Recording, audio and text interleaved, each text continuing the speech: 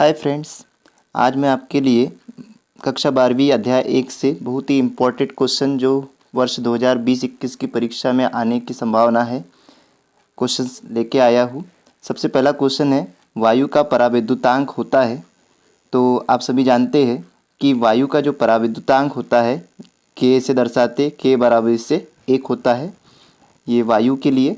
और धातु के लिए भी कई बार परीक्षा में पूछा जाता है, तो ये भी आप याद रखेंगे। धातु के लिए परावैद्युतांक के का मान अनंत होता है। ठीक है, वायु के लिए परावैद्युतांक के का मान 1 होता है और धातु के लिए परावैद्युतांक के का मान अनंत होता है। तो इसका राइट आंसर होगा बी, वायु का परावैद्युतांक 1 होता है। चलिए बढ़ते हैं आगे अगले क्वेश्चन की ओर। अगला क्वेश्चन न्यूमेरिकल्स है। एक कूलाम आवेश में इलेक्ट्रॉनों की संख्या होती है। तो आपको याद होगा यहाँ इस टाइप के 2 क्वेश्चन पूछे जाते हैं, एक तो इलेक्ट्रॉनिक आवेश के लिए और एक कूलाम आवेश के लिए। एक इलेक्ट्रॉनिक आवेश को ई से दर्शाते, इसको मूल आवेश भी कहते हैं और इसका मान होता है 1.6 × 10⁻⁻19 कूलाम। ये इलेक्ट्रॉनिक आवेश या मूल आवेश है, परंतु हमको प्रश्न पूछ रहा है कि एक कूलाम आवेश। तो आप इसको याद रखें, कन्फ्यूज नहीं होना है दोस्तों। एक कूलाम आवेश में इलेक्ट्रॉनों की संख्या होती है 6.25 × 10⁻18 कूलाम, जो ऑप्शन बी है। एक कूलाम आवेश में इलेक्ट्रॉनों की संख्या 6.25 × 10⁻18 कूलाम होता है। और अगर पूछता है कि मूल आवेश का मान कितना होता है, तो उसका सही जवाब होगा 1.6 × 10⁻19 कूलाम। चलो आगे अगला क्वेश्चन देखते हैं अपन। क्वेश्चन नंबर 3 है, धातु का परावैद्युतांक क्या होता है। तो अभी हमने पहले क्वेश्चन में देख लिया है, वायु के लिए परावैद्युतांक के का मान 1 होता है और धातु के लिए परावैद्युतांक के का मान अनंत होता है। तो इसका राइट आंसर है ए, अनंत होता है। चलो बढ़ते हैं अगले क्वेश्चन की ओर। क्वेश्चन नंबर 4, चौथा क्वेश्चन भी न्यूमेरिकल्स है। प्रश्न पूछ रहा है, एक वस्तु पर 80 कूलाम माइक्रो कूलाम ऋण आवेश है। 80 माइक्रो कूलाम ऋण आवेश है, उस पर सामान्य अवस्था में कितने इलेक्ट्रॉन अधिक होंगे। तो पहले तो हम दिया है लिख लेते। आवेश हमको क्यों दिया है 80 माइक्रो कूलाम। आप जानते हैं कि आवेश का मात्रक कूलाम होता है, तो इस माइक्रो कूलाम को हम कूलाम में बदलेंगे। एक माइक्रो कूलाम में 10⁻6 कूलाम होते हैं, तो ये हो जाएंगे 80 × 10⁻6 कूलाम। कूलाम का संकेत सी होता है। कितने सामान्य अवस्था में कितने इलेक्ट्रॉन होंगे, इलेक्ट्रॉनों की संख्या हमको ज्ञात करना है। तो आपको पता है आवेश का क्वांटीकरण हमने पढ़ा है, Q बराबरी से होता है +- यहाँ पे n का मान हमको चाहिए, तो n बराबरी से सूत्र आ जाएगा Q/E। इसमें मान रख देंगे हम। तो Q का मान है 80 × 10⁻6 और बटे ई का मान इलेक्ट्रॉनिक आवेश 1.6 × 10⁻19, ये हमको याद है। अब इसको जब अपन सॉल्व करेंगे तो 16×5 = 80, 5 बार दशमलव हटाएंगे तो ये 800 हो जाएगा। तो यहाँ बच जाएगा फिर 50 और गुणित आधार, ये 10⁻19 ऊपर जाएगा तो 10⁻19 हो जाएगा। 19 में से 6 जाएंगे तो 10⁻13 बच जाएगा। या इसको अपन मानक रूप में लिखे तो ये 5 × 10⁻14 ऐसा लिखा जाएगा, क्योंकि 5 × 10 लिख सकते हैं और गुणित 10⁻13 तो 10⁻14 आधार समान होने पर। तो इसका राइट आंसर है सी, 5 × 10⁻।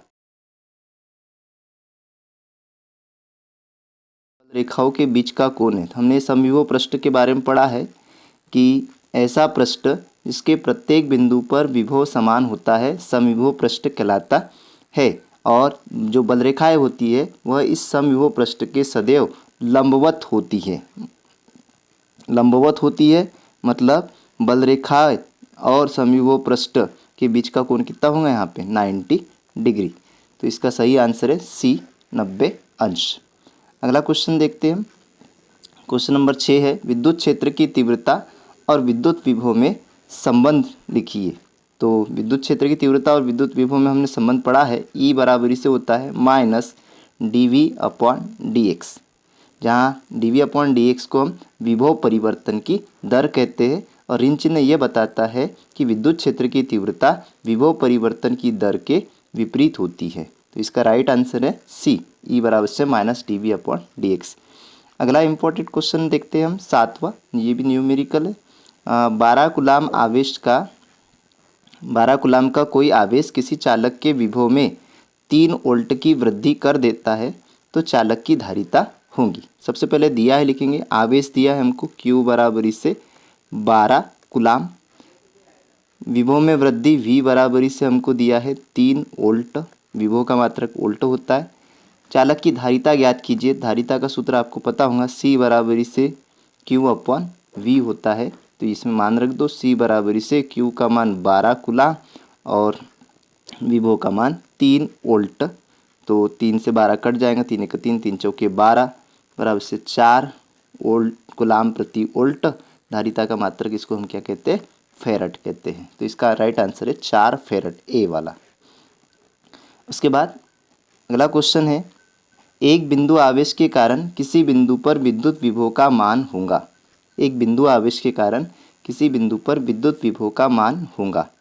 तो हम जानते हैं कि विद्युत विभव का जो सूत्र होता है 1/4 पाई एप्सिलॉन 0 के इंटू Q अपॉन R होता है।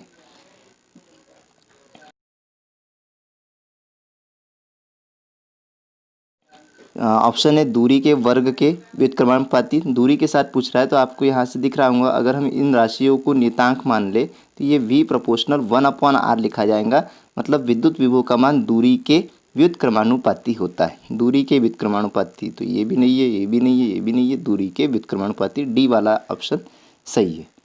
अगला क्वेश्चन देखते,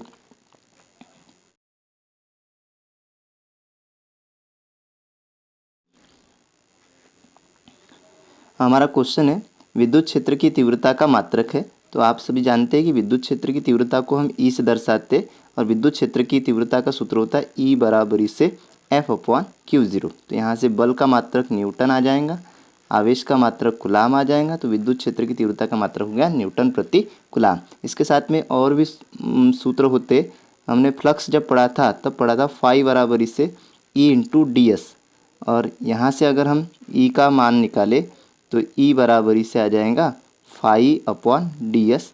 फाई का मात्रक फ्लक्स को वेबर में मापते हैं, वेबर, और बटे क्षेत्रफल है तो इसका मात्रक होता है मीटर स्क्वायर। तो विद्युत क्षेत्र की तीव्रता का एक और मात्रक होता है वेबर प्रति मीटर स्क्वायर, और एक और मात्रक होता है विद्युत क्षेत्र की तीव्रता और विद्युत विभव में संबंध में हमने पढ़ा था तीव्रता बराबर से विभवांतर बटे दूरी। तो यहाँ से इसका विभवांतर का मात्रक वोल्ट और दूरी का मात्रक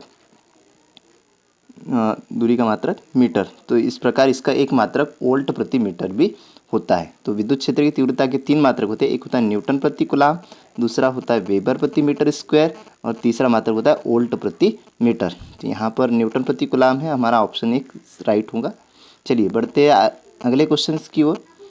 10वां क्वेश्चन है विद्युत द्विध्रुव आघूर्ण का एसआई मात्रक लिखिए। तो आप जानते हैं कि विद्युत द्विध्रुव आघूर्ण को हम P से दर्शाते हैं, P बराबर से फार्मूला होता है 2AQ, मतलब विद्युत द्विध्रुव आघूर्ण किसी एक आवेश और उसके दोनों आवेशों के बीच की दूरी के गुणनफल के बराबर होता है। अगर हम द्विध्रुव का मात्रक निकाले तो आवेश का मात्रक कूलाम होता है और 2A दूरी है तो दूरी का मात्रक मीटर होता है, तो विद्युत द्विध्रुव का मात्रक हो गया कूलाम गुणित मीटर। इसमें ऑप्शन सी वाला राइट है, विद्युत द्विध्रुव का एसआई मात्रक कूलाम गुणित मीटर होता है। धन्यवाद। आज के लिए बस इतना ही क्वेश्चन थे और आगे वाले क्वेश्चन भी आपको बहुत जल्द प्राप्त होंगे। प्लीज़ इस वीडियो को लाइक और सब्सक्राइब करना ना भूलें। Thank you.